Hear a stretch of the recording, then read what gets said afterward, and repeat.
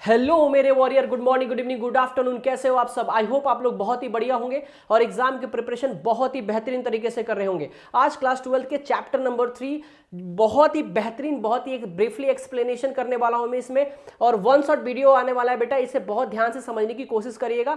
और सारे टॉपिक इसमें मैंने कवर किया है और साथ साथ में कितने परसेंटेज चांसेस है एग्जाम में टॉपिक आने में, कितने मार्क्स के टॉपिक आएंगे, ये सारे के सारे बहुत ही तरीके से इसमें बताने वाला हूं। ठीक है, तो बिना कोई देरी के चलिए शुरू करते हैं केमिकल काइनेटिक्स को।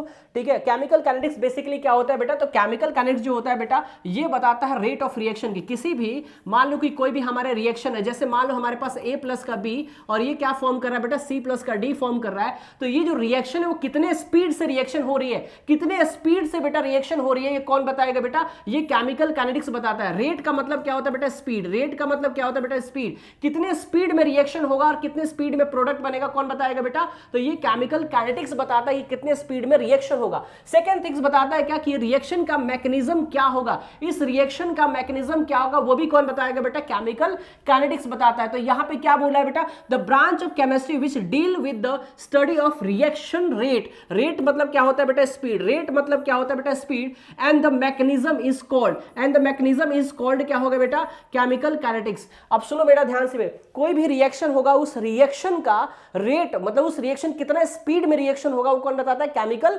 काइनेटिक्स बताता है। उसके क्या मैकेनिज्म होगी रिएक्शन का, वो भी कौन बताएगा बेटा? केमिकल काइनेटिक्स बताएगा। ठीक है, क्या ये बात समझ में आ रही है? अब सुनो ध्यान से, रेट के हिसाब से हम क्या करेंगे बेटा? क्लासिफिकेशन करेंगे रिएक्शन को। जैसे फॉर एग्जांपल क्या बोला है? Classification of reaction on the basis of the rate, मतलब स्पीड के बेसिस पे हम रिएक्शन को क्या करेंगे? क्लासिफिकेशन करेंगे।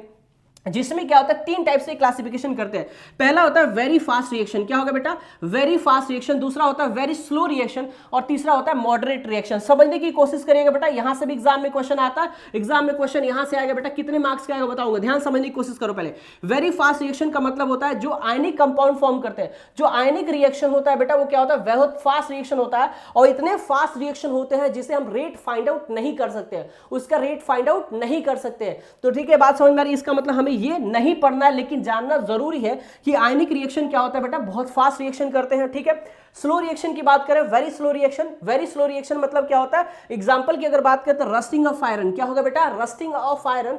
जो आयरन होता है वो काफी टाइम तक उसको क्या होता है? रस्ट लगने में लगता है। तो हमें यह भी क्या करना है बेटा? नहीं पढ़ना है, वेरी स्लो रिएक्शन को नहीं पढ़ना है, लेकिन समझ के हमें रखना है कि वेरी स्लो रिएक्शन में क्या आता है बेटा, कितने टाइम लगता है वेरी स्लो रिएक्शन होने में। मंथ और क्या लग जाता है बेटा? ईयर लग जाता है स्लो रिएक्शन होने में। एग्जांपल क्या होता है? Rusting of iron. ठीक है, नेक्स्ट कॉन्सेप्ट को समझते हैं बेटा, मॉडरेट रिएक्शन, जो कि आपको केमिकल काइनेटिक्स में पढ़ने हैं। मॉडरेट रिएक्शन बोलता है कि ना ही मैं फास्ट रिएक्शन होऊंगा ना ही मैं स्लो रिएक्शन होऊंगा, मैं मॉडरेट रिएक्शन को फॉलो करता रहूंगा। अब जो मॉडरेट रिएक्शन होता है ये कौन बताएगा बेटा? तो ये भी हमारा बेसिकली मॉडरेट रिएक्शन, स्पीड के बेसिस पे हम क्लासिफिकेशन कर रहे हैं। तो जो भी रिएक्शन इसमें पढ़ने वाले हैं बेटा, इस केमिकल काइनेटिक्स में जो भी रिएक्शन पढ़ने वाले हैं वो सब के सब क्या होंगे बेटा? मॉडरेट रिएक्शन करेंगे।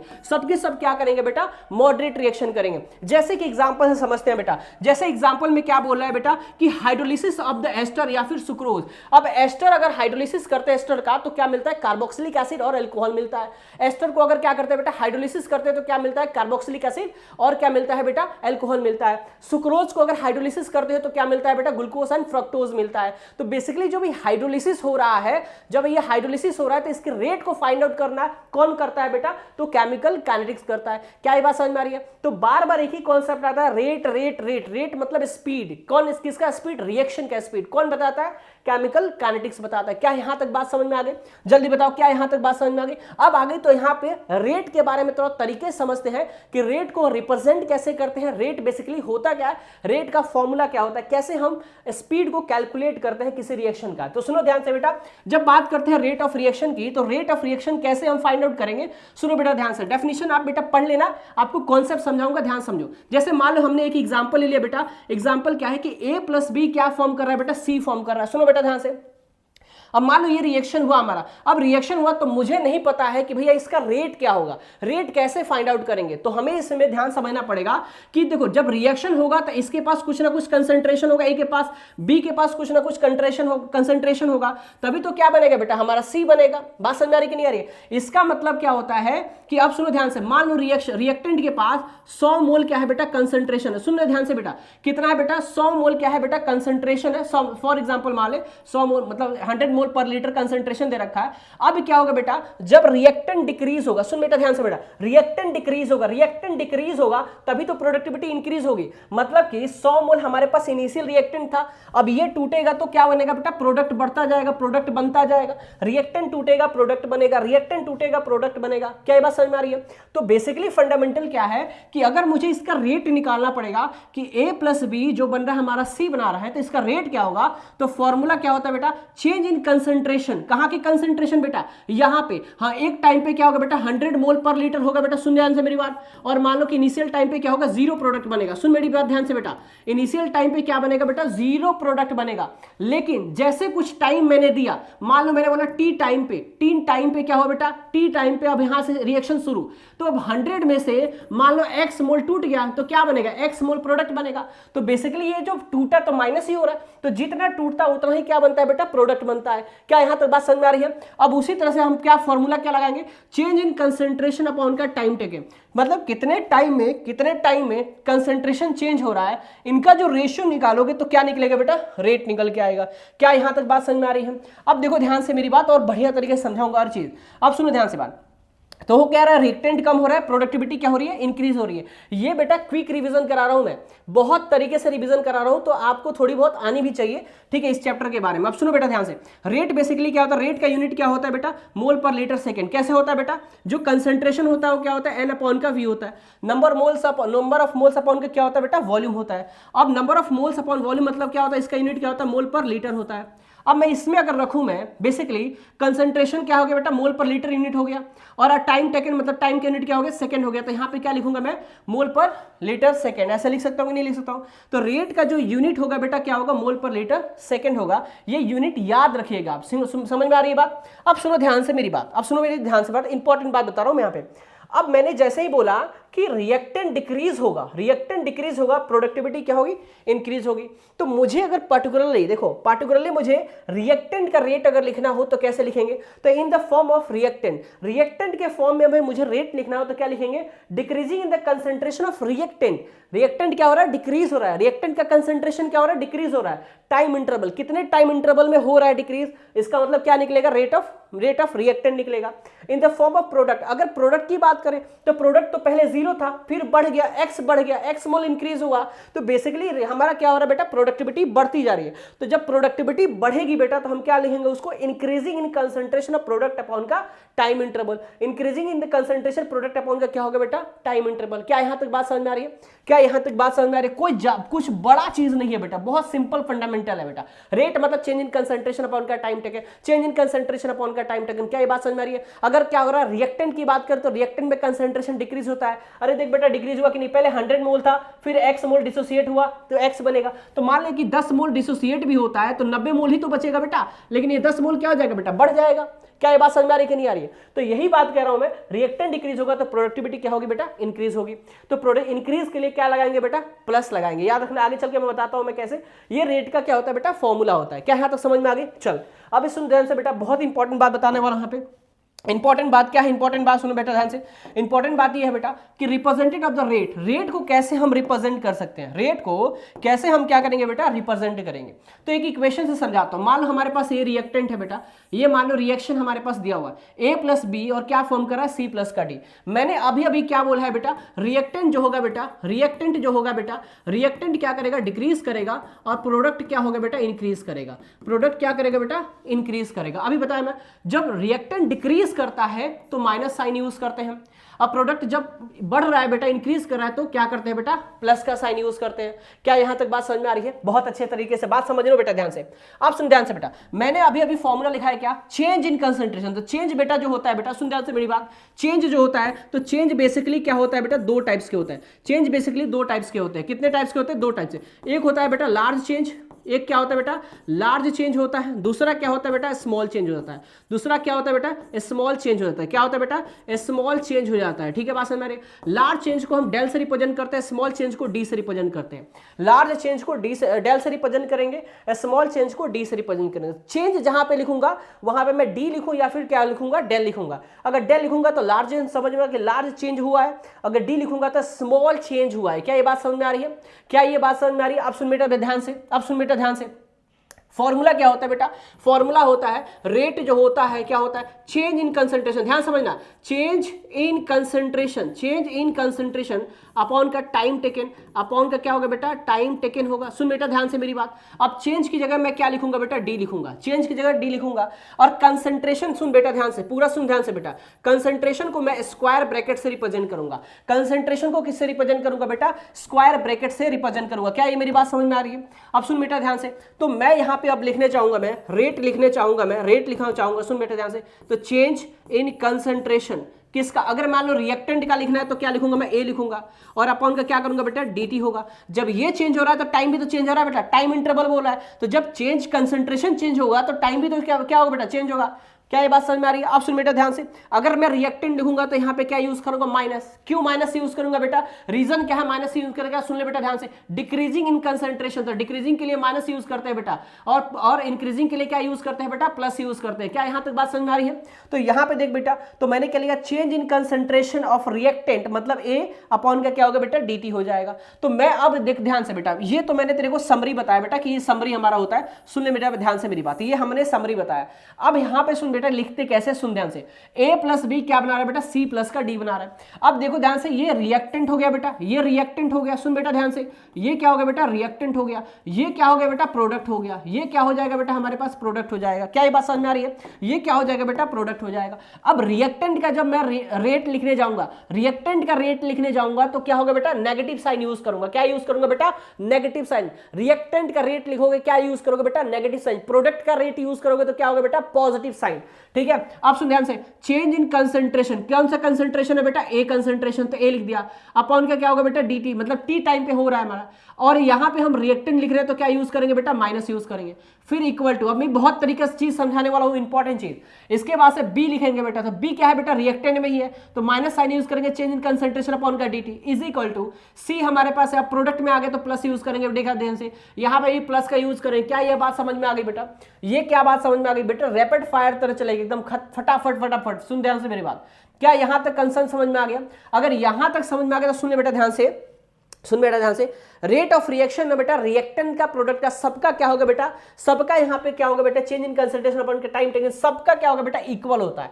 ठीक है, सबका क्या होगा बेटा, इक्वल होगा। बात समझ में आ रही है? इसीलिए सबका हम रेट क्या करेंगे बेटा, इक्वल ही लिखेंगे। सबका रेट क्या लिखेंगे बेटा, यहाँ पे इक्वल ही लिखेंगे। ठीक है, बात समझ में आ रही है?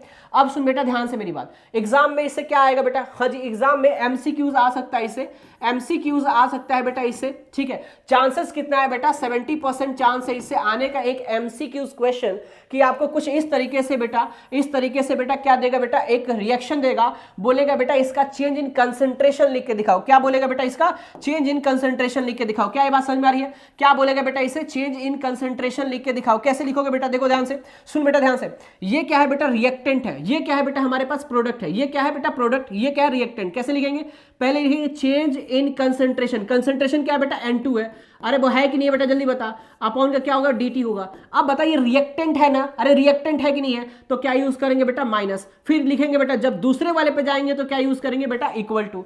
फिर इसके बाद से ध्यान से, ये चेंज क्या लिखेंगे, चेंज इन कंसंट्रेशन क्या है बेटा, H2 है। अब मेरी बात सुन ध्यान से, माइनस से माइनस का साइन यूज करेंगे, लेकिन अब सुन ध्यान से, यहां पे क्या है बेटा, स्टोइचियोमेट्रिक कोफिशिएंट है, तो ये जो कोफिशिएंट दे रखा है इसको क्या लिखेंगे बेटा, 1/3 ऐसे करके लिखते हैं, और अपॉन का क्या हो जाएगा बेटा, dt हो जाएगा। क्या यहां तक बात समझ में आ गई? जल्दी बता, क्या यहां तक बात समझ में आ गई? अब सुन बेटा ध्यान से, फिर क्या करेंगे, इक्वल टू। अब कहां है बेटा, प्रोडक्ट में। जब प्रोडक्ट में आएंगे तो कैसे लिखेंगे बेटा, इसमें प्लस 1/2 और डी कंसंट्रेशन ऑफ क्या हो जाएगा बेटा, NH3। अरे होगा कि नहीं होगा बेटा, जल्दी बता।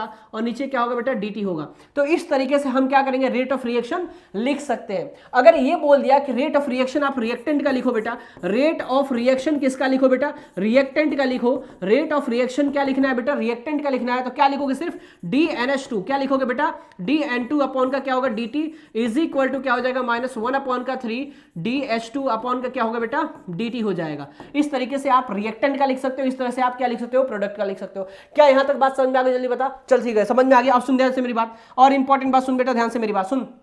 जैसे मैंने क्या बोला, अब ग्राफ भी समझाता हूं, सुन। रिएक्टेंस से कहा जा रहा है बेटा प्रोडक्ट में जा रहे हैं, रिएक्टेंस से कहा जा रहा है बेटा प्रोडक्ट में जा रहे हैं। तो आपको बहुत अच्छे से पता है कि रिएक्टेंट क्या होगा, डिक्रीज होगा, प्रोडक्ट क्या होगा बेटा हमारा इंक्रीज होगा। अब सुन बेटा ध्यान से मेरी बात, तो ये हमने क्या बना दिया बेटा, कंसंट्रेशन का ये ग्राफ, ऊपर से क्या रहा है कंसंट्रेशन, वाई एक्सिस क्या होगा कंसंट्रेशन, एक्स एक्सिस क्या होगा बेटा टाइम, टाइम और कंसंट्रेशन का मैंने ग्राफ बनाया। सुन बेटे ध्यान से, अब आपको ये पता है कि पहले मान लो हमारे पास 100% कंसंट्रेशन था, 100% कंसंट्रेशन था, अब रिएक्शन होना स्टार्ट हुआ, तो रिएक्शन होना स्टार्ट हुआ तो रिएक्टेंट क्या होगा बेटा डिक्रीज होगा, रिएक्टेंट क्या होगा बेटा डिक्रीज होगा, और प्रोडक्टिविटी पहले 0 थी, अब प्रोडक्टिविटी क्या होगी बेटा इंक्रीज हो जाएगी। तो ये क्या बनता है बेटा हमारे पास ग्राफ बनता है किसका, कि आपका रिएक्टेंट कब इंक्रीज होगा, प्रोडक्टिविटी का, आपका क्या बनेगा बेटा ग्राफ किसका, कंसंट्रेशन और टाइम का ग्राफ है बेटा। क्या ये बात समझ में आ गई, जल्दी बता, क्या ओवरऑल बात समझ में आ गई। अब सुन बेटा ध्यान से, इंपॉर्टेंट बात, सुन बेटा ध्यान से, एकदम फटाफट सुनिए ध्यान से बेटा। अब बात कर रहे हैं यहाँ पे unit of the rate of reaction, unit का रेट ऑफ रिएक्शन का यूनिट बात कर रहा है बेटा, रेट ऑफ रिएक्शन का यूनिट बात पूछ रहा है बेटा, क्या होगा, चेंज इन कंसंट्रेशन की बात कर रहा है, तो क्या होगा बेटा मोल हो जाएगा, अभी पहले ही लिखा लिया था बेटा, नीचे क्या होगा लीटर और क्या होगा बेटा सेकंड बन जाएगा, ये क्या होगा बेटा इसका यूनिट हो गया, किसका बेटा रेट का यूनिट क्या हो जाएगा बेटा मोल पर लीटर सेकंड, ठीक है ऐसे लिख सकते हो इसको, या फिर मोल लीटर इनवर्स क्या लिख सकते हो बेटा, मोल लीटर इनवर्स लिख सकते हो, लो mole litre inverse second inverse भी क्या कर सकते हो इसको लिख सकते हो, ऐसे भी आप क्या कर सकते हो इसको लिख सकते हो। क्या यहां तक बात समझ में आ गई। अब सुन बेटा ध्यान से, अब सुन ध्यान से, हमने क्या किया था बेटा स्पीड के बेसिस पे रेट ऑफ रिएक्शन को क्लासिफिकेशन किए थे। अब बेसिकली हमारा types of rate of reaction क्या होता है, स्पीड के बेसिस पे नहीं बेटा, रेट ऑफ रिएक्शन की बात कर रहा हूं, ध्यान से सुनो बेटा ध्यान से।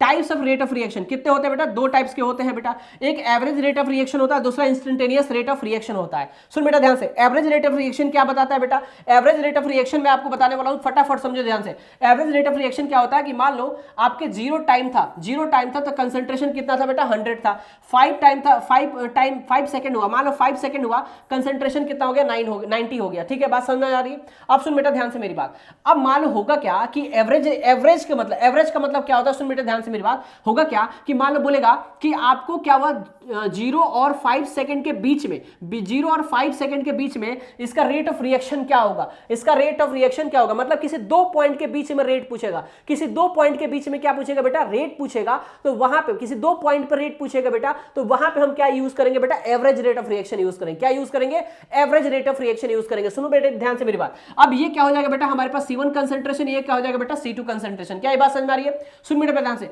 ये क्या होगा C1 कंसंट्रेशन, ये क्या होगा C2 कंसंट्रेशन, ये क्या हो जाएगा T1, इसको क्या बोलेंगे बेटा T2 बोलेंगे। अगर क्या हुआ फंडामेंटल समझ, अगर हमारे पास C2 ग्रेटर देन C1 हो रहा है, मतलब C2 का कंसंट्रेशन ज्यादा हो रहा है, तो आप ये फॉर्मूला यूज करोगे। सुन मेरी बेटे ध्यान से बात, अगर C1 कंसंट्रेशन ज्यादा है और C2 का कंसंट्रेशन कम है, तो बस कुछ नहीं करना है, यहाँ पे फॉर्मूला लगाना है C2 माइनस C1 अपॉन का क्या करोगे बेटा T2 माइनस T1 करोगे, और बस यहाँ पे बाहर क्या लगा दोगे माइनस का साइन यूज कर दोगे, तो ये जो निकलेगा ये भी एवरेज रेट ऑफ रिएक्शन ही निकलेगा। क्या निकलेगा बेटा, ये भी एवरेज रेट ऑफ रिएक्शन निकलेगा। मैंने अभी बोला कि एवरेज रेट ऑफ रिएक्शन हमेशा दो पॉइंट में पूछता है बेटा, कि इसके पॉइंट के बीच में कितना एवरेज रेट ऑफ रिएक्शन होगा, मतलब इसके बीच में कितना रेट ऑफ रिएक्शन होगा, तो उसे क्या बोलते हैं बेटा एवरेज रेट ऑफ रिएक्शन बोलते हैं।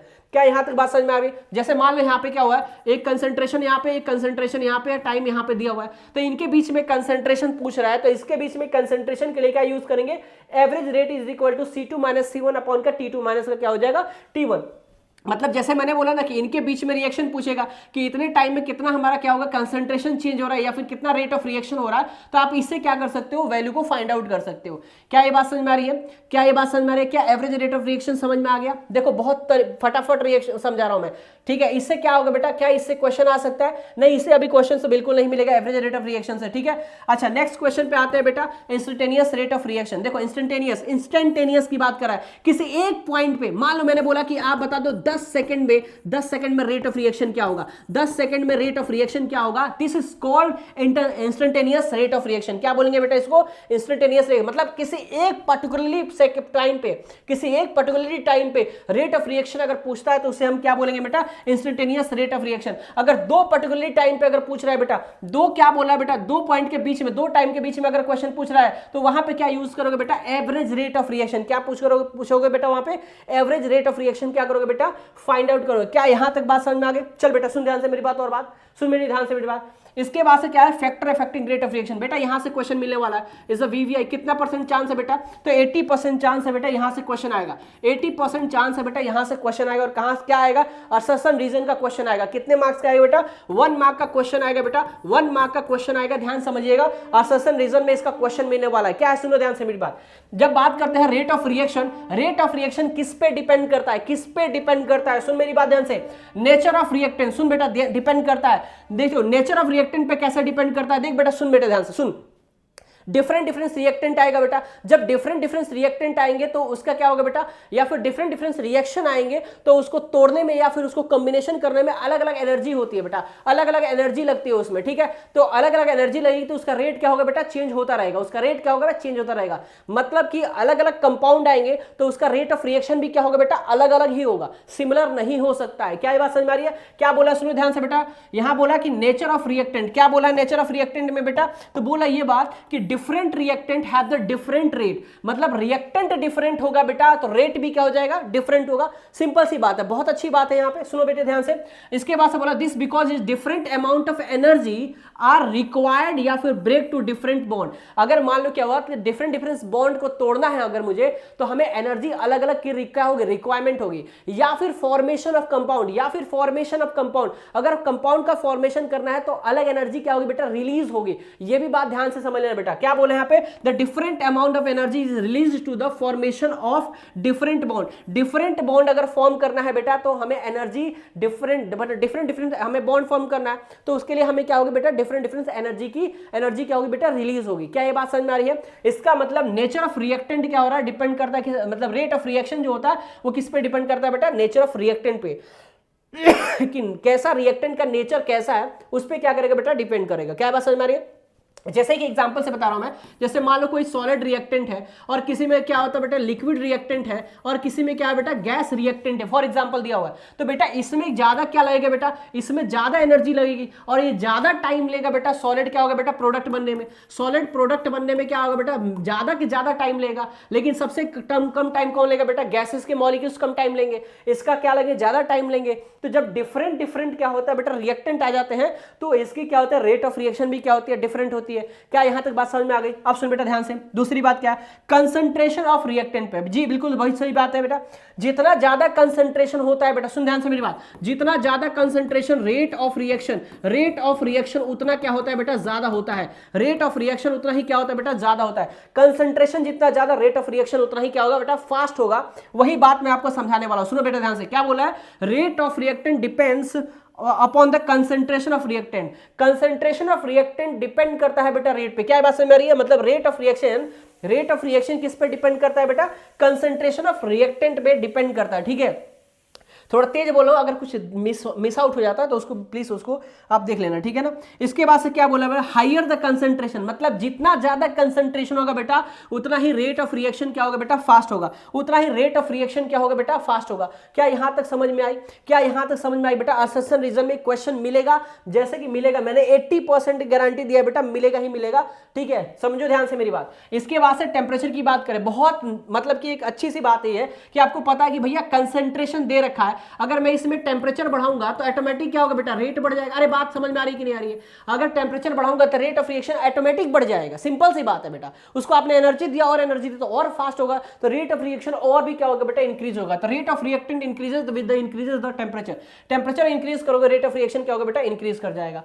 प्रेजेंस ऑफ कैटलिस्ट, बेटा सही बात है, catalyst are generally change in the speed of the reactant, मतलब रिएक्टेंट के स्पीड को क्या करता है बेटा, चेंज करता है। कौन, कंसंट्रेशन, कैटलिस्ट, जो कैटलिस्ट होता है बेटा वो क्या करता है बेटा, change in the speed of the reactant के स्पीड को क्या करता है बेटा, चेंज करता है। तो ये भी क्या करता है, उस पर डिपेंड करता है। क्या ये बात समझ में आ रही है। आप सुनो ध्यान से, surface area of the reactant, बेटा जितना ज्यादा सरफेस एरिया बढ़ाओगे, रेट ऑफ रिएक्शन उतना ही ज्यादा होगा बेटा। सुनो बेटा ध्यान से, क्या बोला मैं ध्यान से, लार्ज सरफेस एरिया, जितना ज्यादा सरफेस एरिया होगा बेटा, फास्टर विल बी रिएक्टेंट उतना ही ज्यादा होगा। मतलब सरफेस एरिया बढ़ाओगे बेटा, रेट क्या हो जाएगा, इंक्रीज हो जाएगा, ठीक है। अगर कैटलिस्ट डालते हो बेटा, क्या डालते हो बेटा, कैटलिस्ट अगर डालते हो रिएक्शन में तो रेट भी क्या हो जाएगा बेटा, इंक्रीज होगा, इंक्रीज होगा। क्या ये बात समझ में आ रही है।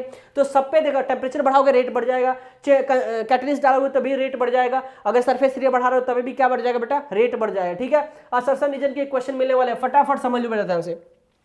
इसके बाद से नेक्स्ट आता है law of mass action. Law of mass action को बेसिकली क्या बोलते हैं बेटा, रेट लॉ भी बोल सकते हैं। क्या बोल सकते हैं, रेट लॉ भी बोल सकते हैं। क्या ये बात समझ में आ रही है? अब सुन बेटे ध्यान से मेरी बात, रेट लॉ को समझाने के लिए ये आप डेफिनेशन पढ़ लेना बेटा, मैं आपको तरीके से समझाता हूं, मैं कॉन्सेप्ट समझाता हूं। सुन बेटा ध्यान से, क्या होगा, जैसे मान लो हमारे पास एक रिएक्टेंट है A प्लस बी और क्या बना रहा है, C बना रहा है। क्या बना रहा है बेटा, C बना रहा है। अब सुन ध्यान से, रेट जो होता है वो डायरेक्टली प्रोपोर्शनल होता है कंसंट्रेशन ऑफ रिएक्टेंट। क्या होगा बेटा, directly proportional of concentration of reactant. क्या होगा बेटा, कंसंट्रेशन ऑफ रिएक्टेंट, और जो उसमें जो हमारा स्टोइकियोमेट्री कोएफिशिएंट दिया हो क्या होता है, उसका पावर हो जाता है। क्या हो जाता है बेटा, उसका पावर हो जाता है। क्या बात समझ में आ रही है? जो पावर होता है उसको क्या लिखते हैं बेटा, एन। एन को हम क्या बोलते हैं बेटा, ऑर्डर बोलते हैं। क्या बोलते हैं, एन को ऑर्डर बोलते हैं। क्या बात समझ में आ रही है? अब rate is equal to directly proportional हटाता, डायरेक्टली प्रोपोर्शनल जब हटता है तो वहां पे के कांस्टेंट टर्म आता है। कांस्टेंट टर्म को ही बोलते हैं रेट कांस्टेंट बोलेंगे, नहीं तो वेलोसिटी कांस्टेंट बोलेंगे, नहीं तो स्पेसिफिक रेट कांस्टेंट बोलेंगे।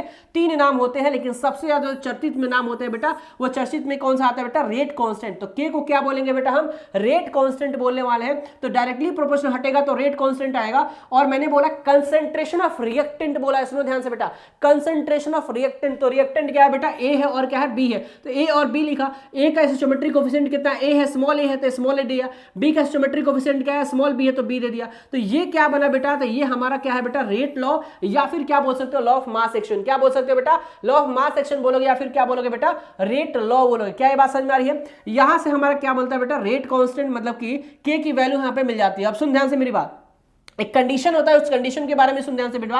अगर क्या होता है बेटा, अगर हमारे पास क्या होता है, कंसंट्रेशन ऑफ रिएक्टेंट क्या होता है बेटा, 1 मोल पर लीटर हो जाता है। मतलब कंसंट्रेशन को 1 मोल ले लेते हैं बेटा, 1 मोल पर लीटर बोल देते हैं। तो उस टाइम पे जो रेट होता है वो किसके बराबर हो जाता है बेटा, तो वो हमारा के के बराबर हो जाता है, जिसको हम बोलते हैं रेट कांस्टेंट। क्या बोलते हैं बेटा, रेट कांस्टेंट। तो क्वेश्चन कोई पूछ सकता है बेटा कि रेट कांस्टेंट कब रेट के बराबर होगा, तो आप बोल देना कि जब हमारा रिएक्टेंट का कंसंट्रेशन 1 मोल पर लीटर अगर रख देंगे तो उस टाइम पे ये कंडीशन को क्या करेगा बेटा, फॉलो करेगा, सेटिस्फाई कर जाएगा। क्या यहां तक बात समझ में आ रही है? एक सबसे इंपॉर्टेंट चीज जो कि एग्जाम में आने वाला है बेटा, फिर से ध्यान समझना बेटा, क्या एग्जाम में आने वाला है, क्या होगा बेटा, अगर मान लो ए से बी कोई प्रोडक्ट बन रहा है, ए से बी प्रोडक्ट बन रहा है, और यहां पे क्वेश्चन ये बोलेगा कि वॉल्यूम डबल कर दिया मैंने इस रिएक्टेंट का, मतलब ए प्लस बी जो रिएक्शन है, इस रिएक्शन का मैंने क्या कर दिया बेटा, वॉल्यूम डबल कर दिया। तो याद रखना, जब वॉल्यूम डबल हो जाता है तो रेट जो होता है वो हाफ हो जाता है। वॉल्यूम डबल होने का मतलब क्या होता है बेटा, रेट हाफ हो जाना। वॉल्यूम डबल होने का मतलब रेट हाफ हो जाना। क्या यहां बात समझ में आ रही है? अब सुनते बेटा ध्यान से, कैसे रेट हाफ होता है, सुन ध्यान से, कंसंट्रेशन इज इक्वल टू क्या होता है, एन अपॉन का वी। मतलब वॉल्यूम बढ़ाओगे, देखो कंसंट्रेशन जो होता है बेटा वो इनवर्सली प्रोपोर्शनल किसके होता है बेटा, वॉल्यूम का होता है। मतलब वॉल्यूम बढ़ाओगे कंसंट्रेशन कम, वॉल्यूम बढ़ाओगे कंसंट्रेशन कम। क्या ये बात समझ में आ रही है? और जब कंसंट्रेशन कम होगा तो रेट ऑटोमेटिक क्या हो जाएगा बेटा, कम हो जाएगा। अभी आपने फैक्टर इफेक्टिंग पढ़ा है कि रेट ऑफ रिएक्शन पे क्या क्या फैक्टर डाल सकता है। तो मैंने बोला कि कंसंट्रेशन बढ़ाओगे तो रेट बढ़ेगा। अब यहां पे देखो ध्यान से, मैं बोल रहा हूं कि वॉल्यूम बढ़ाया, रेट कंसंट्रेशन कम हुआ, कंसंट्रेशन कम हुआ तो रेट भी क्या हो जाएगा, ऑटोमेटिक कम हो जाएगा। क्या ये बात समझ में आ रही है? तो इसीलिए क्या होता है, वॉल्यूम को डबल करोगे रेट क्या हो जाएगा, हाफ हो जाएगा। ये एक इंपॉर्टेंट फैक्टर है, इसको याद करके रखना। क्या लॉ ऑफ मास एक्शन समझ में आया बेटा? क्या होता है, कोई रिएक्शन दिया, उस रिएक्शन का क्या होता है, रेट ऑफ, देखो सिंपल सी बात है, यहां समझ ले बेटा, यहां समझ ले, रेट डायरेक्टली प्रोपोर्शनल क्या होता है, कंसंट्रेशन ऑफ रिएक्टेंट के पावर एन। एन क्या होता है बेटा, ऑर्डर होता है। एन ऑर्डर क्या होता है बेटा, तो ऑर्डर के बारे में अभी थोड़ी देर में पढ़ लोगे कि ऑर्डर हमारा क्या होता है, जीरो ऑर्डर, फर्स्ट ऑर्डर, ये सब पढ़ने वाले हैं, तो ध्यान से समझ में आ जाएगी। क्या यहां तक कंसेप्ट आपको समझ में आया बेटा? जिस स्पीड से बढ़ रहा हूं क्या ये समझ में आ गया? मतलब आपको फटाफट रिवीजन करा रहा हूं बेटा, ठीक है, एक फटाफट रिवीजन, एक क्विक रिवीजन दे रहा हूं मैं, ठीक है। ऑर्डर ऑफ रिएक्शन आ गया बेटा, क्या होगा बेटा, ऑर्डर ऑफ रिएक्शन, जैसे मैंने बोला था कि रेट लॉ में लिखा था आपने, रेट जो होगा इक्वल टू क्या होगा बेटा, कंसंट्रेशन ऑफ ए के power A and concentration B के पावर बी। क्या ये बात समझ में आ रही है? अरे बात समझ में आ रही है कि नहीं आ रही, जल्दी बता। अब सुन मेरी बात ध्यान से, अब वही बात है बेटा कि हमें ऑर्डर ऑफ रिएक्शन की बात करें तो ऑर्डर ऑफ रिएक्शन बेसिकली बताएंगे, उससे पहले कुछ टर्म को समझते हैं। क्या है बेटा, हमने अभी अभी बोला कि रेट इज इक्वल टू क्या होगा, के कंसंट्रेशन के पावर ए, नहीं तो बी लिखेंगे। अल्फा बीटा, मान लो कोई रिएक्शन लिख दिया, मान लो कि अल्फा ए हो गया, फिर बीटा क्या हो गया बेटा, बी हो गया, और ये क्या बना रहा है, सी बना रहा है। फॉर एग्जाम्पल सुन बेटा ध्यान से, तो इसका रेट लॉ मुझे लिखना है, तो रेट इज इक्वल टू क्या होगा, के कंसंट्रेशन ऑफ रिएक्टेंट होगा, लिख दिया मैंने, लिख दिया, समझ में आ गया। अगर आपसे ये पूछा जाएगा बेटा कि ऑर्डर, अगर ऑर्डर निकालना है, ऑर्डर किसका निकालना है बेटा, तो मान लो मैंने बोला कि भैया ए का ऑर्डर निकालना है, किसका निकालना, एक ऑर्डर निकालना है, तो बेटा जो उसका ऑर्डर होता है, जो उसका पावर होता है, वही उसका क्या होता है बेटा, ऑर्डर हो जाता है। तो order with respect to A क्या होगा बेटा, अल्फा होगा। Order with respect to B क्या हो जाएगा बेटा, बीटा हो जाएगा। अगर ओवरऑल ऑर्डर पूछ रहा है बेटा, अगर यहां पर रिएक्टेंट जो दिया हुआ है इसका ओवरऑल ऑर्डर पूछ रहा है, तो क्या होगा बेटा, अल्फा प्लस बीटा। क्या होगा बेटा, अल्फा प्लस बीटा। तो ओवरऑल ऑर्डर जो होता है क्या होगा बेटा, अल्फा प्लस बीटा होता है। क्या बात समझ में आ रही है, मतलब सम ऑफ पावर, जो सम ऑफ ऑर्डर दे रखा है उसका सम करोगे तो ओवरऑल ऑर्डर निकल जाएगा। किसी एक पर्टिकुलरली कंसंट्रेशन का पूछेगा तो जो उसका पावर होगा वही क्या हो जाएगा, उसका ऑर्डर हो जाएगा। क्या यहां तक बात समझ में आ रही है? अब सुनो मेरी बात ध्यान से, सुनो मेरी बात। एक एग्जांपल है कि मान लो कि रेट इज इक्वल टू के, एक कंसंट्रेशन ए के पावर 2, कंसंट्रेशन बी के पावर क्या दिया है बेटा, 1 दिया है। अगर मान लो इसका पूछे कि रेट क्या होगा, ओवरऑल रेट क्या होगा, देखो ए का रेट अगर पूछा जाए बेटा तो ए का रेट कितना होगा, मतलब ऑर्डर कितना होगा बेटा, 2 हो जाएगा। बी का ऑर्डर कितना हो जाएगा बेटा, 1 हो जाएगा। ठीक है, ओवरऑल ऑर्डर पूछूं तो क्या होगा बेटा, 2 प्लस का 1 कितना हो जाएगा बेटा, 3 हो जाएगा। तो ओवरऑल ऑर्डर कितना हो जाएगा बेटा, हमारा 3 हो जाएगा। क्या यहां तक बात समझ में आ गई? अब सुन मेरी बात ध्यान से, रेट को अगर बात करें बेटा, ऑर्डर की बात करें तो हमारा क्या होता है, order of reaction, types of order of reaction की बात करें तो ऑर्डर ऑफ रिएक्शन कितने टाइप्स के होते हैं, सुन लो बेटा ध्यान से। जीरो ऑर्डर ऑफ रिएक्शन, ठीक है, first order reaction, second order reaction और फ्रैक्शन ऑर्डर ऑफ रिएक्शन भी होता है। तो फ्रैक्शन और ऑर्डर ऑफ रिएक्शन आपको नहीं पढ़ना है, आपको यही 3 क्या करना है बेटा, ऑर्डर ऑफ रिएक्शन पढ़ना है। अगर n की वैल्यू 0 आती है, अगर n की वैल्यू 0 आती है तो जीरो ऑर्डर ऑफ रिएक्शन होगा, n की वैल्यू 1 आती है तो फर्स्ट ऑर्डर रिएक्शन होगा, n की वैल्यू 2 आती है तो सेकंड ऑर्डर ऑफ रिएक्शन होगा। क्या यहां तक ये बात समझ में आई बेटा? क्या यहां तक बात समझ में आ गई? सिंपल सी बात बोला है, the sum of the power, the concentration of reactant on the rate law express the cord is the order of chemical reaction. जो आप क्या पढ़ो बेटा, रेट लॉ पढ़े हो, वही चीज वही एक्सप्रेस करेगा आपको ऑर्डर के बारे में। जैसे कि मैंने यहाँ पे पॉइंट वाइज सारा चीजें यहाँ पे लिख दिया है, सारा चीजें मेंशन यहाँ पे कर दिया। क्या यहाँ तक बात समझ में आ गई? अगर यहाँ तक बात समझ में आ गई तो बेटा सुनो ध्यान से, आगे बढ़ते हैं, आगे बढ़ते हैं। अब इंपॉर्टेंट बेटा, इंपॉर्टेंट एकदम बिल्कुल बहुत इंपॉर्टेंट है बेटा, सुनो ध्यान से।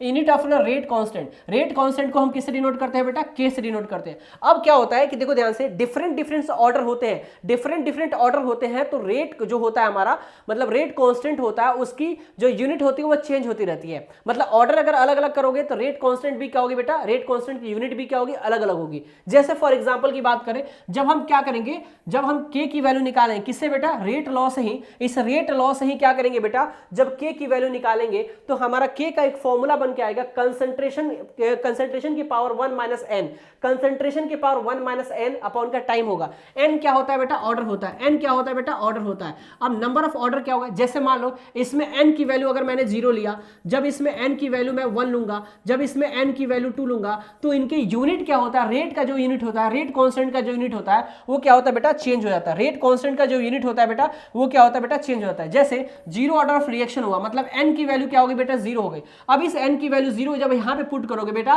तो यूनिट बनेगी क्या बेटा, मोल लीटर इनवर्स सेकंड इनवर्स। क्या बनेगी बेटा, मोल लीटर इनवर्स, और क्या बनेगा बेटा, सेकंड इनवर्स बनेगा। क्या यहां तक बात समझ में आ रही है? सुन यहीं पे मैं लिख दूंगा बेटा, अगर हमारा ऑर्डर ऑफ रिएक्शन मतलब कि फर्स्ट ऑर्डर रिएक्शन की बात करते हैं, एन की वैल्यू क्या होगी बेटा, 1 आ गई, एन की वैल्यू 1 आ गई, तो हमारा यूनिट क्या हो जाएगा बेटा, रेट कांस्टेंट का सेकंड इनवर्स हो जाएगा। ठीक है, अगर सेकंड हमारा ऑर्डर है, मतलब एन की वैल्यू क्या है बेटा, 2 होगा, एन की वैल्यू 2 होगा तो क्या बनेगा बेटा, मोल इनवर्स और लीटर सेकंड इनवर्स बनेगा। Mole inverse litre second inverse बनेगा। क्या यहां पे दिख रहा है आपको, दिख रहा होगा बहुत बढ़िया तरीके से। तो ये यूनिट आपको याद कर लेना है बहुत अच्छे तरीके से। ठीक है, बात समझ में आ रही है? अब समझिए ध्यान से, देखो जो इंपॉर्टेंट है बेटा वो सारी चीजें यहां पे करा रहा हूं मैं। अच्छा ठीक है, क्या यहां से क्वेश्चन आपकी आ सकती है क्या, तो सुन बेटा ध्यान से, रेट ऑर्डर ऑफ रिएक्शन से क्वेश्चन तो आपको एमसीक्यूज इस बार तो बहुत कम देखने को मिलेगा, तो मैं इसको क्या होता है 50% चांस लगाता हूं। क्या लगाता हूं बेटा, 50% मैं इसको बता रहा हूं मैं कि 50% इसके चांसेस है आने की एमसीक्यूज में आएगा और किसी से नहीं आएगा बेटा, एमसीक्यूज में पूछा जाएगा। क्या यहां तक बात समझ में आ गई? अब सुन बेटा ध्यान से यहां पे बात, इसके बाद से आ गया मॉलिक्यूलरिटी ऑफ रिएक्शन। ये तो इस बार 100% पूछेगा बेटा। किसमें पूछेगा बेटा, 2 चीज होता है, या तो असर्शन रीजन में आ जाएगा और नहीं तो क्या होगा बेटा, एमसीक्यूज में क्वेश्चन पूछा जाएगा। यहां से इस बार 100% गारंटी है इसका आने का। ठीक है, बात समझ में आ रही है? अब सुन मेरी बात ध्यान से, मेरी बात सुन बेटा, सुन इधर देख क्या होगा जब मॉलिक्यूलरिटी ऑफ रिएक्शन की मैं बात करूं, तो मॉलिक्यूलरिटी ऑफ रिएक्शन क्या बताता है, समझ मेरी बात ध्यान से। बोलता है क्या कि the number of reacting species, atom हो गया, आयंस हो गया, मॉलिक्यूल्स हो गया, taking the part in on the element elementary reaction. क्या होगा बेटा? Elementary reaction.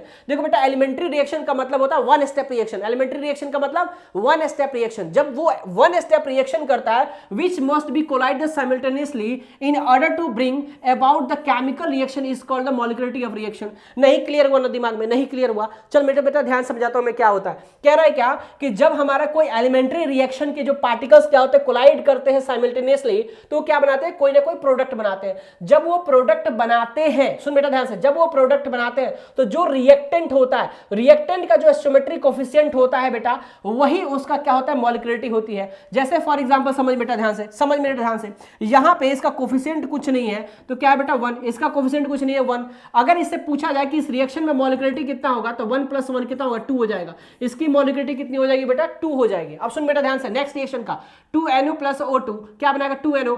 हमें रिएक्टेंट देखना है बेटा। क्या देखना है यहाँ पे? रिएक्टेंट को देखना है। रिएक्टेंट के नंबर ऑफ मोल्स कितने हैं उसको काउंट करना है। This is called molecularity. क्या बात समझ में आ रही है? अब सुन बेटा ध्यान से, यहां पे क्या होगा? 1 होगा। 2 + का 1 3, तो मॉलिक्यूलरिटी कितनी हो जाएगी बेटा? यहाँ पे 3 हो जाएगी। कितनी होगी मॉलिक्यूलरिटी बेटा? 3 हो जाएगी। अब सुन बेटा ध्यान से यार, अगर यहाँ पे मॉलिक्यूलरिटी क्या होती है बेटा? 1 आती है। मॉलिक्यूलरिटी की वैल्यू 1 आती है। सुन, कोई रिएक्शन दे दिया, कोई रिएक्शन आपको दे देगा बेटा, उसका मॉलिक्यूलरिटी फाइंड आउट करने के लिए बोलेगा, ऑप्शन में दे देगा बेटा। ये ऑप्शन में बेटा ये दे देगा unimolecular reaction, bimolecular reaction, trimolecular reaction, none of these. ऐसे ही बेटा आपको एक एमसीक्यूज दे दिया। सुन बेटा ध्यान से, अब आप रिएक्शन का मॉलिक्यूलरिटी निकालोगे। मॉलिक्यूलरिटी निकालने के बाद से देखोगे m की वैल्यू अगर 1 आया तो बोलोगे भैया ये यूनिमॉलिक्यूलर रिएक्शन है। ये क्या होगा बेटा? यूनिमॉलिक्यूलर रिएक्शन होगा। अगर m की वैल्यू मैंने 2 आया बेटा, m की वैल्यू 2 आया, क्या बोलोगे बेटा? बाईमॉलिक्यूलर रिएक्शन हुआ। तो ये क्या हो गया बेटा? ये रिएक्शन को क्या बोलेंगे? बाईमॉलिक्यूलर रिएक्शन बोलेंगे। m की वैल्यू 3 आ गई बेटा, m की वैल्यू 3 आ गई, क्या बोलोगे? इसको ट्राइमॉलिक्यूलर रिएक्शन बोलोगे। तो ये क्या हो गया बेटा? ये ट्राइमॉलिक्यूलर रिएक्शन हो गया। क्या हो गया बेटा? ट्राइमॉलिक्यूलर रिएक्शन हो गया। अरे क्या बात समझ में आ रही है कि नहीं आ रही? जल्दी बता हाँ या ना, जल्दी बता हाँ या ना। समझ में आ रही है बात? समझ में आ रही है बेटा? इसी को क्या होता है? मॉलिक्यूलरिटी ऑफ रिएक्शन बोलते हैं। मतलब दो पार्टिकल्स आपस में कोलिजन करते हैं, कंपाउंड का फॉर्मेशन करते हैं, जो उसका स्टोइकोमेट्रिक कोएफिशिएंट रिएक्टेंट का होता है, उसका सम जो निकल के आएगा वही क्या हो जाएगा बेटा? मॉलिक्यूलरिटी हो जाएगी। क्या यहां तक बात समझ में आ गई? आ गई क्या बात समझ में? 1 m की वैल्यू 1 आएगा तो यूनिमॉलिक्यूलर, m की वैल्यू 2 आएगा तो बाईमॉलिक्यूलर, m की वैल्यू 3 आएगा तो क्या बोलेंगे? उसको ट्राइमॉलिक्यूलर बोलेंगे। क्या बात समझ में आ रही है? इंपॉर्टेंट फैक्टर, इंपॉर्टेंट फैक्टर बेटा सुन लो बेटा ध्यान से, सुन बेटा ध्यान से। क्या होगा बेटा? Molecularity of reaction can be not be 0 and fractional and more than क्या होगा बेटा? 3 से ज्यादा नहीं होगा बेटा मॉलिक्यूलरिटी। सुन, मॉलिक्यूलरिटी कभी 0 नहीं हो सकता, मॉलिक्यूलरिटी कभी फ्रैक्शन में नहीं हो सकता। सुन बेटा ध्यान से, मॉलिक्यूलरिटी कभी 3 से ज्यादा नहीं हो सकता, 3 मोर देन नहीं हो सकता बेटा। ये कंडीशन याद रखना बेटा। मॉलिक्यूलरिटी 3 से ज्यादा नहीं हो सकती, मॉलिक्यूलरिटी 0 नहीं हो सकता, मॉलिक्यूलरिटी कभी फ्रैक्शन में नहीं हो सकता है। मॉलिक्यूलरिटी किस में होगा बेटा? m की वैल्यू 1, 2 और 3, बस इतना ही लिमिटेशन है इसका, इतना ही लिमिटेशन है। इससे नीचे नहीं हो सकता, इससे ज्यादा नहीं हो सकता, 1 से नीचे नहीं हो सकता और 3 से ज्यादा नहीं होता मॉलिक्यूलरिटी। क्या ये बात समझ में आ रही है? अब सुन बेटा ध्यान से बैठ, मॉलिक्यूलरिटी जो होती है बेटा एप्लीकेबल होती है सिर्फ एलिमेंट्री रिएक्शन में। एलिमेंट्री रिएक्शन में, एलिमेंट्री रिएक्शन का मतलब 1 स्टेप रिएक्शन। क्या होगा बेटा? 1 स्टेप रिएक्शन को ही क्या बोलते हैं बेटा? Elementary reaction. 1 step reaction is called elementary reaction. बेटा ये जो तेरे को दिख रहा है, ये तेरे को दिख रहा है बेटा, चमक रहा है H2 + का I2। अरे चमक रहा है कि नहीं? चमक रहा है, जल्दी बता। 2HI ये दिख रहा है कि नहीं? ये जो है रिएक्शन दे रखा है, ये रिएक्शन को ही क्या बोलते हैं बेटा? Elementary reaction. क्या बोलेंगे इसको? Elementary reaction. क्या ये बात समझ में आ गई? चल ठीक है, सुन ध्यान से। इसके बाद से आती है बेटा कि ये complex reaction molecularity has no meaning. मतलब कि कॉम्प्लेक्स जो अगर कंपाउंड बनाएगा, कॉम्प्लेक्स जो कंपाउंड बनाएगा बेटा, वो कभी भी क्या होगा बेटा? उसका कोई मॉलिक्यूलरिटी नहीं होगी। कैसे? अच्छा, यहां पे कॉम्प्लेक्स का क्या होता है बेटा? मोर देन 1 से ज्यादा स्टेप में, अगर मोर देन वन स्टेप, अगर 1 स्टेप से ज्यादा रिएक्शन होता है बेटा, उसी को बोलते हैं हम कॉम्प्लेक्स रिएक्शन। और कॉम्प्लेक्स रिएक्शन के लिए मॉलिक्यूलरिटी कोई वैलिड नहीं करता है। क्या ये बात समझ में आ गई? जल्दी बता, क्या ये बात समझ में आई मॉलिक्यूलरिटी के बारे में? यस या नो? जल्दी, मॉलिक्यूलरिटी क्या समझ में आ गया? चल बेटा ध्यान से, अब आगे बढ़ते हैं बेटा, सुन ध्यान से बेटा। अब बात करते हैं बेटा एलिमेंट्री रिएक्शन। क्या बोला है? The reaction is take place 1 step reaction. 1 step reaction ही क्या होता है? मॉलिक्यूलरिटी रिएक्शन होता है। This is called 1 step reaction, this is called molecular elementary reaction. क्या ये बात समझ में आ रही है बेटा? क्या होगा बेटा? Elementary reaction. कॉम्प्लेक्स रिएक्शन की बात करें बेटा, क्या होता है? More than 1 step. अगर एक स्टेप से ज्यादा रिएक्शन होता है तो उसको क्या बोलेंगे बेटा? कॉम्प्लेक्स रिएक्शन बोलेंगे। जैसे ये एग्जांपल देख बेटा, ये हमारे पास रिएक्शन दिया हुआ है, ये रिएक्शन होता कैसे देख बेटा? 1 स्टेप रिएक्शन हुआ, फिर 2 स्टेप रिएक्शन हुआ, तीसरा स्टेप। पहला स्टेप स्लो रिएक्शन होता है बेटा। क्या होता है बेटा? स्लो रिएक्शन होता है। दूसरा फास्ट, तीसरा भी क्या होता है? फास्ट बनता है। और फिर क्या बनता है बेटा? हमारी प्रोडक्टिविटी बनती है। तो ये मोर देन 1 बना, मोर देन 1 स्टेप बनाते हैं, इसी को क्या बोलते हैं बेटा? कॉम्प्लेक्स रिएक्शन बोलते हैं। क्या यहां तक बात समझ में आ गई? चलो बहुत बढ़िया, समझ में आ गई तो आगे बढ़ते हैं। इसके बाद से क्वेश्चन आ सकता है बेटा, ये इंपॉर्टेंट है बेटा, ये इंपॉर्टेंट है बेटा, याद करना difference between the order and molecularity. 2 marks में क्वेश्चन पूछा जाएगा बेटा, 2 मार्क्स में क्वेश्चन आएगा बेटा इस बार, 2 मार्क्स में क्वेश्चन आएगा, ध्यान समझना बेटा, 2 मार्क्स में क्वेश्चन आएगा इस बार, आपका 95% चांसेस है बेटा इसका आने का, 2 मार्क्स का क्वेश्चन में आएगा। क्या ये बात समझ में आ रही है? सुन बेटा ध्यान से, मैंने बोला है जो बोलता हूं बेटा होता है, ध्यान समझ लें बेटा। अब बात करते हैं बेटा ऑर्डर के बारे में और मॉलिक्युलरिटी के बारे में, थोड़ा बहुत डिफरेंस समझ लेते हैं। ऑर्डर और मॉलिक्युलरिटी दोनों क्या है बेटा? डिफरेंट होता है। ऑर्डर और मॉलिक्युलरिटी दोनों क्या होते हैं बेटा? डिफरेंट होते हैं। सुन बेटा ध्यान से, ऑर्डर जो होता है बेटा वो क्या होता है? एक्सपेरिमेंटली वैल्यू होता है। एक्सपेरिमेंटली क्वांटिटी क्या होती है बेटा?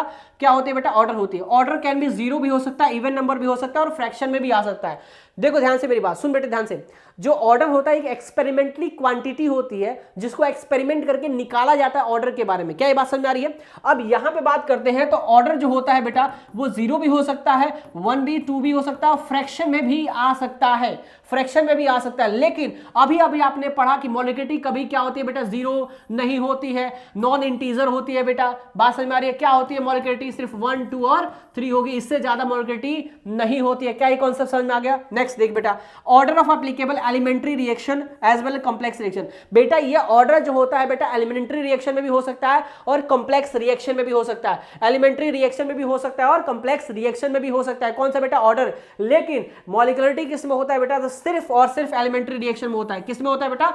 सिर्फ और सिर्फ एलिमेंट्री रिएक्शन में होता है। क्या यहां तक बात समझ में आ रही है? आप सुन बेटा ध्यान से, it has no relation between this number of molecules. ये नंबर ऑफ मॉलिक्यूल्स का कोई रिलेशन इसका नहीं होता, किसका? ऑर्डर के बारे में। लेकिन अगर मॉलिक्युलरिटी की बात करें तो ये क्या होता है बेटा? Depends upon the stoichiometry coefficient, मतलब स्टोइचियोमेट्री ऑफ रिएक्टेंट्स। रिएक्टेंट का जो स्टोइचियोमेट्री होती है बेटा वही उसकी क्या होती है? मॉलिक्युलरिटी होती है। अभी आपने देखा क्या? अभी आपने देखा क्या? H2 प्लस का I2 देखा कि नहीं देखा? देखो ध्यान से, 2HI होगा। अब सुन ध्यान से बेटा, इसका स्टोइचियोमेट्री कोफिशिएंट 1, इसका स्टोइचियोमेट्री कोफिशिएंट, यही क्या होता है बेटा? मॉलिक्युलरिटी। कितना आ गया? 2 आ गया।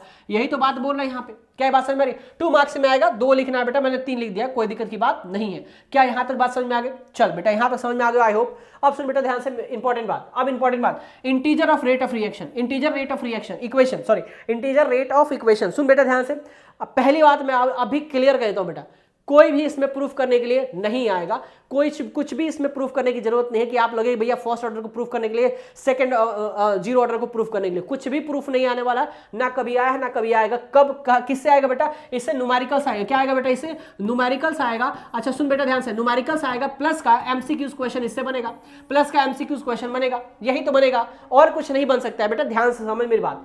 पहले क्या था बेटा? 0 ऑर्डर ऑफ रिएक्शन। क्या आएगा बेटा?